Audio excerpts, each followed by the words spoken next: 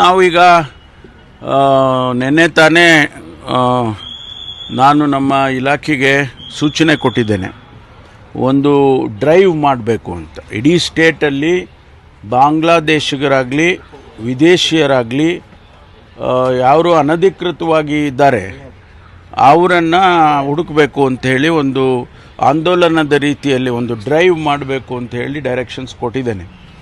ಅದೇ ರೀತಿ ಡ್ರಗ್ಸ್ ಫ್ಯಾಕ್ಟ್ರಿಗಳು ಎಲ್ಲಿರ್ತವೆ, ಆಮೇಲೆ ಪ್ರತಿಯೊಂದು ನಗರದಲ್ಲಿ ನಗರ ವ್ಯಾಪ್ತಿಯಲ್ಲಿ ಎಲ್ಲ ಕೆಮಿಕಲ್ ಫ್ಯಾಕ್ಟ್ರೀಸು ಅದನ್ನು ವಿಸಿಟ್ ಮಾಡಬೇಕು, ಅದನ್ನು ರೆಕಾರ್ಡಿಗೆ ತರಬೇಕು, ಅದನ್ನು ಮಾನಿಟರ್ ಮಾಡಬೇಕು ಅಂತೇಳಿ ಕೂಡ ನಾನು ಡೈರೆಕ್ಷನ್ಸನ್ನು ಕೊಟ್ಟಿದ್ದೇನೆ. ಇವೆರಡು ಭಾಳ ಇಂಪಾರ್ಟೆಂಟು ಡೈರೆಕ್ಷನ್ಸು. ಈಗಾಗಲೇ ಅವರು ಪ್ರಾರಂಭ ಮಾಡಿದ್ದಾರೆ. ಕೆಮಿಕಲ್ ಫ್ಯಾಕ್ಟ್ರಿಗಳು ಎಲ್ಲೆಲ್ಲಿದೆ, ಯಾವ ಊರಿನಲ್ಲಿದೆ, ಯಾವುದು ಏನು ಮ್ಯಾನುಫ್ಯಾಕ್ಚರ್ ಮಾಡ್ತಾರೆ, ಇದೆಲ್ಲ ಡೀಟೇಲ್ಸ್ ತೆಗಿಬೇಕು. ಅವರಿಗೆ ಟ್ರೇಡ್ ಲೈಸೆನ್ಸ್ ಇದೆಯಾ ಇಲ್ವಾ, ಆಲ್ ದೋಸ್ ಡೀಟೇಲ್ಸ್ ತೆಗಿಬೇಕು ಅಂತೇಳಿ ನಾನು ಡೈರೆಕ್ಷನ್ಸ್ ಕೊಟ್ಟಿದ್ದೀನಿ. ಅದನ್ನು ಪ್ರಾರಂಭ ಮಾಡಿದ್ದಾರೆ. ಬೆಂಗಳೂರಿನಲ್ಲೂ ಕೂಡ ಕಮಿಷನರೇಟಲ್ಲಿ ಭಾಳ ಸೀರಿಯಸ್ಸಾಗಿ ಮಾಡಬೇಕು ಅಂತೇಳಿ ಕೊಟ್ಟಿದ್ದೇನೆ. ಅದೇ ರೀತಿ ಈ ಒಂದು ಬಾಂಗ್ಲಾದೇಶಿಗರಾಗಲಿ ವಿದೇಶಿಯರಾಗಲಿ ಎಲ್ಲಿ ಅನಧಿಕೃತವಾಗಿದ್ದಾರೆ ಅವರನ್ನು ಕೂಡ, ಯಾಕೆಂದರೆ ಒಬ್ಬೊಬ್ಬರು ಒಂದೊಂದು ಅಂಕಿ ಸಂಖ್ಯೆಗಳನ್ನ ಹೇಳ್ತಾರೆ.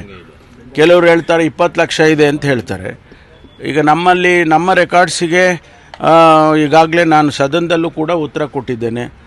ಸುಮಾರು 370 ಜನರಿಗೆ ಡಿಪೋರ್ಟ್ ಮಾಡಿದ್ದೇವೆ ಹಾಗೆ ಅಂತೇಳಿ ಎಲ್ಲ ಡೀಟೇಲ್ಸ್ ಎಲ್ಲ ಹೇಳಿದ್ದೇನೆ. ಅವರು ಎಷ್ಟೇ ಜನ ಇರಲಿ ಬಾಂಗ್ಲಾದೇಶಿಗರು ಅನಧಿಕೃತವಾಗಿ ಇದ್ದಾರೆ ಅನ್ನೋದನ್ನು ಕಂಡುಹಿಡಿಬೇಕು. ಅವ್ರನ್ನ ಡಿಪೋರ್ಟ್ ಮಾಡೋದಕ್ಕೆ ಏನು ಕ್ರಮ ತಗೋಬೇಕು ಅದನ್ನು ತಗೊಳ್ಬೇಕು ಅಂತ ಹೇಳಿದ್ದೇವೆ. FRO ಅಂತ ಒಂದು ಕೇಂದ್ರದ ಒಂದು ಸಂಸ್ಥೆ ಇದೆ, ಇಲ್ಲೇ ಬೆಂಗಳೂರಿನಲ್ಲಿ ಕೂಡ ಇದ್ದಾರೆ. ಅವರ ರಿಜಿಸ್ಟ್ರಿನಲ್ಲಿ ಅಷ್ಟು ಜನ ಯಾವುದೂ ಕಾಣ್ತಾ ಇಲ್ಲ. ಅದು ಹೊರತುಪಡಿಸಿ ಅನಧಿಕೃತವಾಗಿದ್ದರೆ ನಾವು ಅದನ್ನು ಫೈಂಡ್ ಔಟ್